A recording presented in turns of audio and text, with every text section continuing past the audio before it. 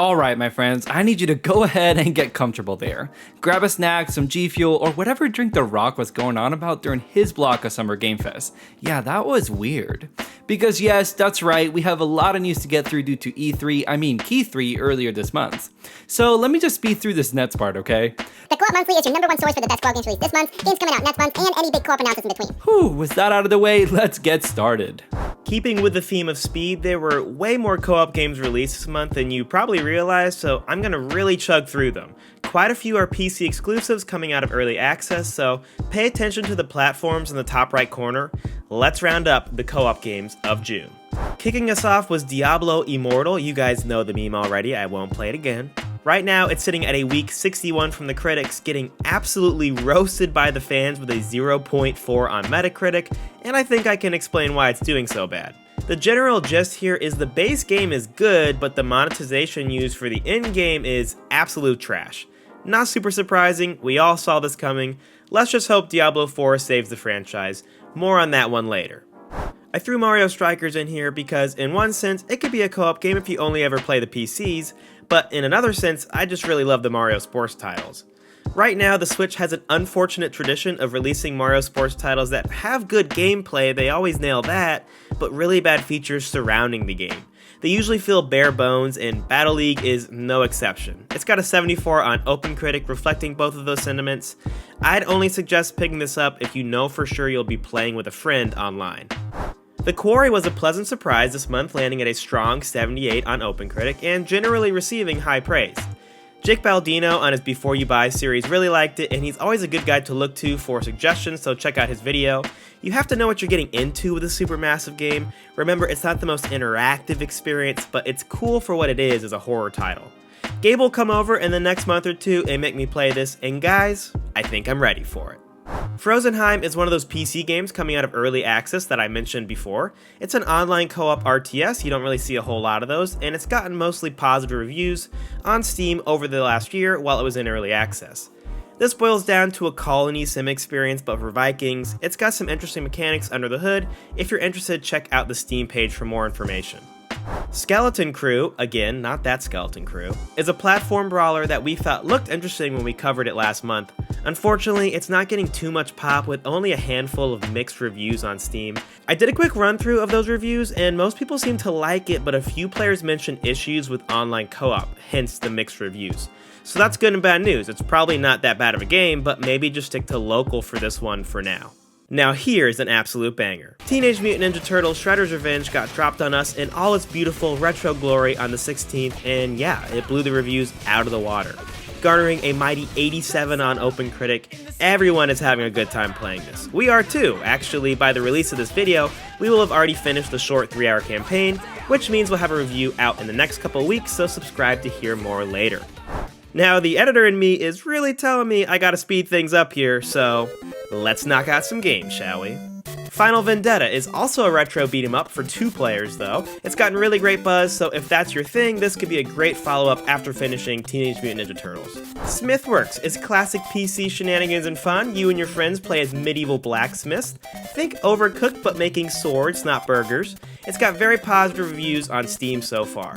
Raft is a co-op survival game where you survive on a raft, which seems simple enough. This has been in early access for a long 4 years and has a very positive rating on Steam, so if co-op survival is a genre your group loves, put Raft on your list. Dwarf's Hammer for Hire doesn't have like any buzz at all right now. Similar to Smithworks earlier, this is another Overcooked-like game. Feel free to be the guinea pig and try it out and let us know what you think. Good Company is a management sim that has a cool art style and can be played with online co-op. It's also releasing out of early access after a couple years and has mostly positive Steam ratings. Fire Emblem Three Hopes got a strong 80 on OpenCritic, but not a lot of reviewers mention the co-op. Take it from me though, if this game is anything like Age of Calamity, it's worth the purchase, and the co-op will be fun too. Just be okay with frame rate dips. Okay, deep breath everyone. Now let's talk about yesterday, June 30th, aka DLC Day. Yes, that's right, 3 very large chunks of DLC dropped for 3 very good games that all have co-op. Time to round them up. Outriders World Slayer is sitting right down the middle as of writing, with a strong 75 OpenCritic. That score could potentially change, so just go with it. The general idea is that this doubles down on what Outriders already did well: fun co-op shooter combat with excellent gear and class building. We love the original Outriders, would highly suggest it, so it's a great time to hop in. Similarly, Monster Hunter Rise Sunbreak expansion does more of what made Monster Hunter Rise great, except it's really crushing the OpenCritic score with a mighty 89, subject to change. That's not terribly surprising, as Monster Hunter Rise carved itself out as another amazing entry in the series, so more of that is always welcome. It adds new monsters, new locales, and an interesting partner system where you bring NPCs along for the hunt. You can watch us play through it on our streams and expect a review in the next month. And finally, rounding out DLC day is Cuphead, the delicious last course. The same sentiment for all 3 DLC drops stays true for Cuphead. It's an amazing base game, and the DLC only keeps the train rolling. It's got an 88 on OpenCritic, with everyone saying you can expect at least a few more hours of top-notch platforming bosses, coupled with the industry's best animation. I've said it before, and it might not be the most popular opinion, but I actually think Cuphead is best enjoyed on your own. 2 players is a little too overwhelming, but to each their own. In the end, I'd say DLC Day was an A+ and will always be remembered. As we find ourselves firmly at the halfway point this year, I'm kinda glad there aren't too many games coming out this July. Not such a bad thing really, as it gives us time to chip away at the good old backlog. Still, there's a couple games to look forward to. We're starting the month strong with the 1.0 release of Arcadegeddon, which launched onto early access last year but is getting an official release as part of the free PS Plus offerings on July 5th. This is a 4-player online co-op shooter that, as you can guess, takes a lot of inspiration from arcade games but with a modern spin. The art style instantly caught our attention, and honestly, it does look pretty fun. Given that it's free, we may have to take a look for ourselves in just a couple days. You know, there's been a lot of talk of Sonic lately, but does anyone remember Klonoa? The OG? Yeah, I don't either. If you're that 90s kid that played the original games, Klonoa Fantasy Reverie series is for you. This bundle remasters the 2 original games and brings them to modern consoles on July 8th. From what we've gathered, the co-op here feels like little sibling co-op, so if you're hoping for a nostalgic trip with your kids or younger siblings, this may be for you. Out on July 13th is Kingdom Gun, a 2D roguelike shooter with permadeath that you can play with up to 4 players online. There's over 150 guns and several characters to unlock to spice up each run. This looks super chaotic in the best way possible, and definitely gives me some Risk of Rain 2 vibes, which is always a great thing. If you're a fan of Stardew Valley or Animal Crossing but wish there were more emus in the game, or just altogether more Australian, Dinkum is your game. Out on July 14th, you can play this Australian life simulator in 4-player co-op online, where you can help each other build, craft, and run away from wildlife. You know, Australian things. Delayed from June to July 14th, we covered Escape Academy on the last monthly, so I'm gonna keep things brief. This is inspired by real-life escape rooms, and it looks to pit you and your friends in over a dozen different rooms to try and escape in both online and local co-op. Hopefully it doesn't get further delayed, as we're really curious to see how this fares. Announced at the Xbox at Bethesda showcase, As Dusk Falls is an interactive narrative game due to release July 19th. This looks to share a lot of common ground with the Dark Picture games like Until Dawn or The Quarry, and like those games, this features online co-op for up to 8 players. I'm a big fan of games like these, but I gotta be honest, I'm very skeptical of this one. It looks more like one of those Netflix interactive movies than a more gameplay focused title. Still, it's coming to Game Pass, and I mean, who knows, it could surprise us. Obviously, there's a lot of news to cover this month. I don't need to remind you of that. I'll first cover any updates we got on games that we already knew about, and then Gabe will focus on all the totally new announcements. Let's get to it. Aliens Fireteam Elite is getting a new chunk of DLC titled Pathogen on August 20th this year. It was announced at IGN's Expo and will include 3 new missions, new guns, and new enemies. We think Fireteam Elite is a really solid co-op horde shooter. Check out our previous review for more info. Another expansion for another game during the IGN Expo, Core Keeper is getting its first update this summer with The Sunken Sea. The addition adds a new aquatic biome and boats to traverse it. Expect new enemies, weapons, base building items, and more. Core Keeper is a cooperative mining sandbox adventure we really wish we had the time to play for PC, because it has gotten some pretty good recommendations around the industry. Ship of Fools got a console release date trailer during IGN's Summer of Gaming. This is a 2-player online or local cooperative roguelite where you're tasked with keeping your ship safe from sea monsters as you chart your course through unsafe waters. We've known about it for a while and definitely have it in in our sights as a potential game to review when it arrives sometime this year. We got to see some additional footage of Nightingale during Keighley Summer Game Fest and also learned it will have 10-player co-op, which is pretty neat. If you're into games like The Forest, you'll probably be into this as it's a survival title you can also play with friends.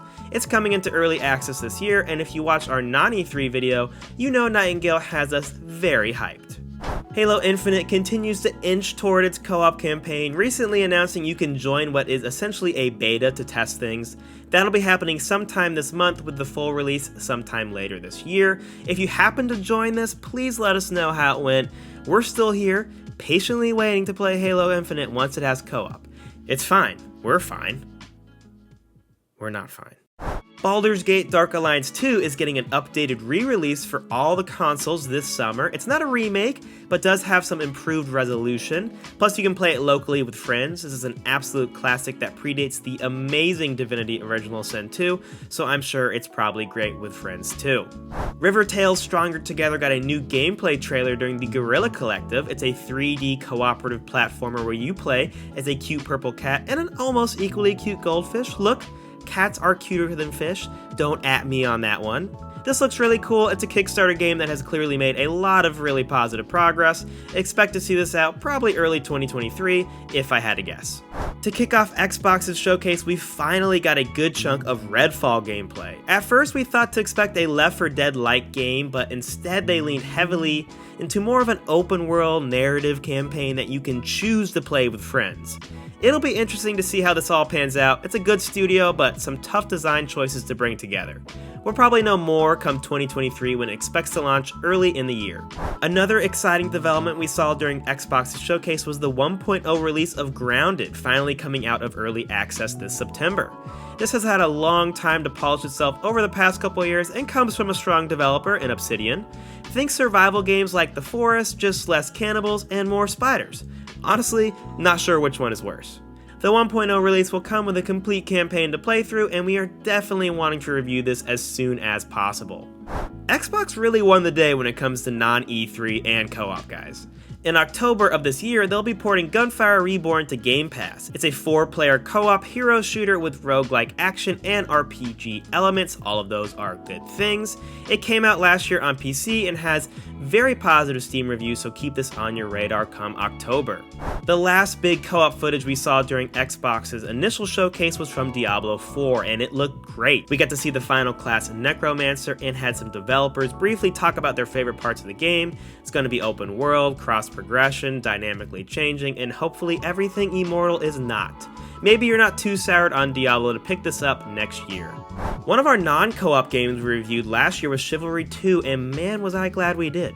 This past month, they got the Tennoujin expansion, adding a new faction, horse-mounted combat, new maps, and new objectives, and more. Pro tip, it also came to Steam and will be on sale for the next week as of releasing this video. Trust me, if you and your friends want something different from PvP, you can't do much better than Chivalry 2. Endless Dungeon has been on our radar for a while, and during the PC Gaming Show, we learned that you'll soon be able to take a crack at it in early access. You can sign up at opendev.endlessdungeon.com. IGN recently released a preview that was pretty positive. If you do check it out, please let us know your thoughts. We're keen to hopefully review this when it eventually releases in full. Capcom showed off a big chunk of Exoprimal gameplay, and oh boy, it's as crazy as you'd expect. Turns out it's actually not just a PvE game, but a PvEVP game with a similar gameplay loop to something like Gambit from Destiny. Weirdly, we kinda dig what we're seeing, but it's hard to imagine this dropping as a fully fleshed out experience.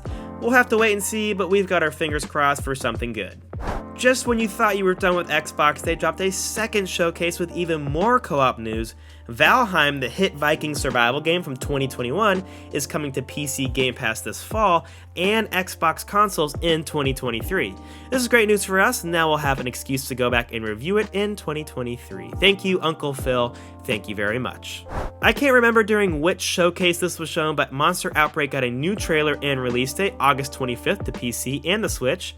It's a pretty straightforward pixel top-down survival game that will feature both online and local co-op. If you find this footage interesting, be sure to wishlist it on Steam.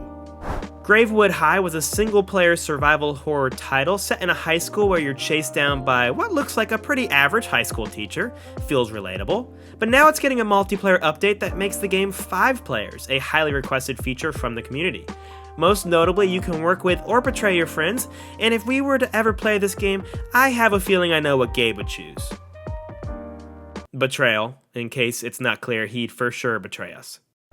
Ending our news block of existing titles was a new gameplay trailer during Summer of Gaming for Glitchbusters Stuck on You, a cooperative third-person shooter.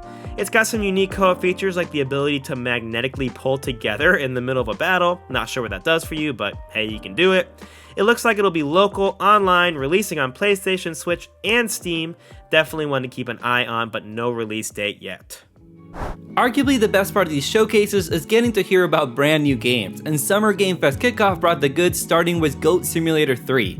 Yes, you heard that right, the team at Coffee Stain skipped right past 2 and revealed their ridiculous new entry by spoofing the now infamous Dead Island 2 reveal. It was easily one of the highlights of the show for us. As expected, this title will feature 4-player co-op online where you and some friends can totally wreak havoc together later this year. Here's a wholesome story for you. Some former StarCraft 2 developers left Blizzard to form their own studio and make the co-op RTS they always wanted to make. And so we got the Stormgate revealed during the kickoff showcase. It looks to feature a co-op campaign for up to 3 players as well as some other co-op and team-based modes. Real-time strategy isn't a genre we're particularly into, but we're looking forward to seeing this one launch sometime next year. Our good Uncle Jeff ended the kickoff by bringing out his friend Neil to reveal an upcoming Last of Us multiplayer game. If you remember, Part 2 was supposed to launch with the Factions competitive mode, but somewhere along the way it became its own game with a story and scope as big as the other games. Not much else to go on, but the rumor is this title could have more in common with games like The Division and Escape from Tarkov. Pretty exciting if you ask me, as the thought of Andrew and I popping some clicker heads together sounds pretty freaking cool. Moving on to the Epic Games Summer Showcase, we got to look at the brand new Lord of the Rings Return to Moria game. This is a crafting and survival game where you get to play as dwarves seeking to reclaim the mines of Moria. Totally feels like a matchup of Deep Rock Galactic with some more survival elements of games like Valheim or The Forest. You'll be able to fully customize your own dwarves and party up with up to 8 players in online co-op. The more we learn about this one, the more we're excited for release in spring of next year. Revealed as part of the Future Games Showcase, we got Wildmender. We talked about this one in our most hyped co-op games of non-E3 video, so check it out. Just had to give it a little plug, you know? Anyways, it's a co-op survival game about protecting nature, which yeah, sounds super wholesome. And you can play it in 4-player online co-op. This gives us strong Journey vibes, which itself had a minimal co-op mode. We'll definitely keep an eye on this one when it comes out sometime next year. IGN got the scoop on this next game unveiled as part of their Summer of Gaming showcase. Once Human is a very ambitious open world sandbox survival co-op game you can play with up to 3 friends online. There's a lot going on in this one: character customization, cool powers, base building, and it's all wrapped up in a sci-fi Lovecraftian setting. It all sounds pretty cool, but like I said, very ambitious. We'll have a better look at this when the beta launches this September. On to one of our favorite announcements, coming from the team behind Don't Starve. Rotwood is a co-op hack and slash dungeon crawler that looks very much up our alley. Unveiled during the PC gaming show, this one also made its way into our most hyped co-op games of non-E3 video. As Andrew said in that video, the Saturday morning cartoon look is a big highlight for us. This just looks like a ton of fun, and we can't wait to hear more about it next year. Make sure you wishlist it on Steam, as that always helps the developers, and you should actually be doing that for all the games we've mentioned here. Next up is Nemesis Distress. This was unveiled during IGN Summer of Gaming and ended up launching onto Early Access on June 15th. It's based on the classic horror board game and features 4-player online co-op with a unique PvEVP twist, which you know I'm always about. Each player has a unique objective they have to complete, except for the fact that one player's objective could be to kill the others. Yes, it's very much Among Us meets Aliens, and you know what, I'm totally here for it. The good folks at Nintendo held a mini direct right at the end of the month, and we got a couple new games from that. First up is Doraemon Story of Seasons Friends of the Great Kingdom. Like Dinkum, this is Stardew Valley, but with the Doraemon filter turned up to 100, baby. Here's how that's good, dude. Here's how Bandai Namco oh god. Here's how Bandai Namco describes this game. I just gotta keep this in so you laugh. Okay, I'm sorry about that. Here's how Bandai Namco describes this game. Players guide Doraemon and his friends as they set up their farm on an unknown planet? Yeah, this game just keeps getting weirder. But listen, you can play it in 2-player local co-op and it's coming sometime later this year if this is your kind of thing. Alright my friends, let's go out with a banger, shall we? Blanc is a co-op puzzle game that will surely be the cutest thing you've seen all month. In this game, you play as a wee little wolf cub and a tiny fawn who got separated from their families after a snowstorm. It features an amazing hand-drawn style, and honestly, need I say more? I don't care that we're two 20-something adult men, we will be playing this when it launches on February 23rd next year. And there you have it, folks, easily our longest co-op monthly yet. If you made it to this point, thank you very much for sticking with it. And hey, while you're here, feel free to like the video, subscribe if you haven't. Right now we're streaming Monster Hunter Sunbreak. We probably played it last night on release date, that's very exciting. And we'll also be streaming We Were Here Forever next week, so be sure to hit the notification bell for when we go live. Expect a review of Salt and Sacrifice plus Teenage Mutant Ninja Turtles in the next couple of weeks. We love you guys. Again, thanks for watching, and we'll catch you guys next time on another episode of The Co-op Bros.